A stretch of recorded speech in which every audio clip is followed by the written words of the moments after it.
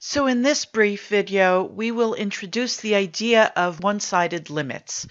What does that mean? Well, previously when we looked at the limits of various functions as we got close to some x value, say a, like here, we usually looked at what the limit looked like as we came, for instance, this is going to be our point here, x. We looked as we got closer to x from both sides. What does that mean from both sides? Both from the side that is smaller than x and from the side that is larger than x. But as you'll see in one of our examples in this video, sometimes those limits are different. And so for those cases, we need to define something called a one-sided limit. And here is our definition. When we're going to look at the limit from lower numbers, from smaller numbers, we call it the left-hand limit here. Okay, and the left-hand limit of f of x as x approaches a, so in this case our a is right here, is equal to L if we can make the values of f of x arbitrarily close to L, right? So we can get as close as we want to L by taking x to be sufficiently close to a, but we're always looking at x's that are less than a. So this is the left-hand limit, and it's pretty clear why it's called the left-hand, because we're on the left of the x-axis, so in this area here. We have a similar definition for the right-hand limit of f of x. In that case, we're going to be looking at this limit coming from the right-hand side, so for x's that are always larger than a. So when we look at the right-hand limit of f of x as x approaches a, it is equal to L if we can make the values of f of x arbitrarily close to L. So again, the same definition, but by taking x to be sufficiently close to a and always larger than a. So again, this is the right-hand limit, and we will look at two examples that'll help us understand why we actually need this definition. So these are our two examples. So starting with this one on the left, we have the function y equals sine x squared minus 0.8 cosine x plus 0.2. So you see we have here a sort of oscillating function with various directions going up and down.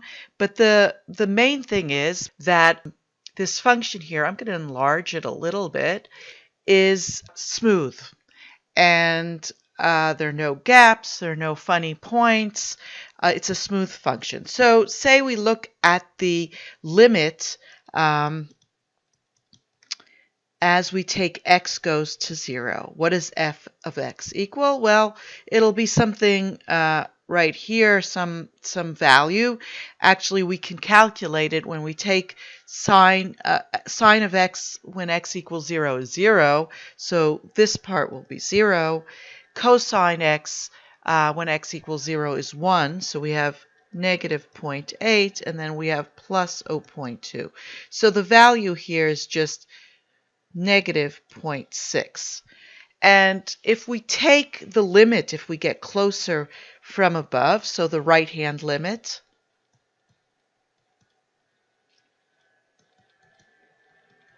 we see the behavior is that it goes to negative 0.6.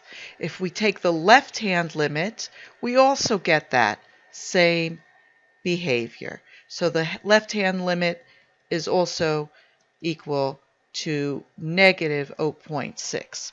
So when we take these two limits, we can say that they are equal, and therefore the general limit, right, the limit of f of x when x goes to 0 is equal to negative 0.6, and we don't really have to define whether the limit is coming from the right-hand side or the left-hand side.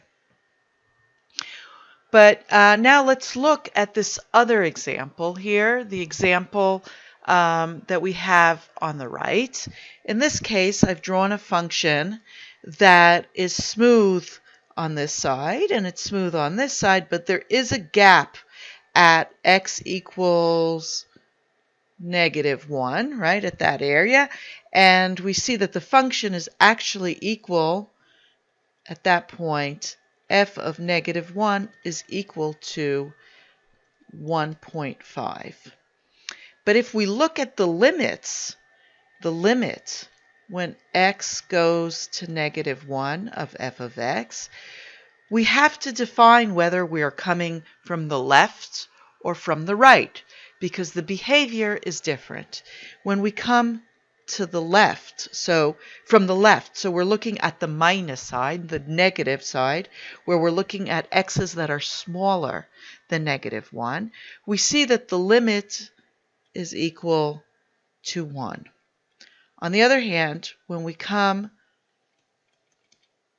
to the limit from the top, right, from the positive side or from numbers that are larger, we see that the value here is 2. So we have a limit from the right-hand side and a limit from the left-hand side that are not equal.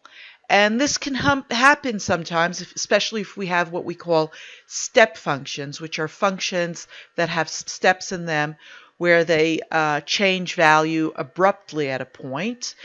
This could be a very common example is, say, pricing, where you have pricing for 3 months at a gym, which would be a function of time, say, that you're spending at the gym.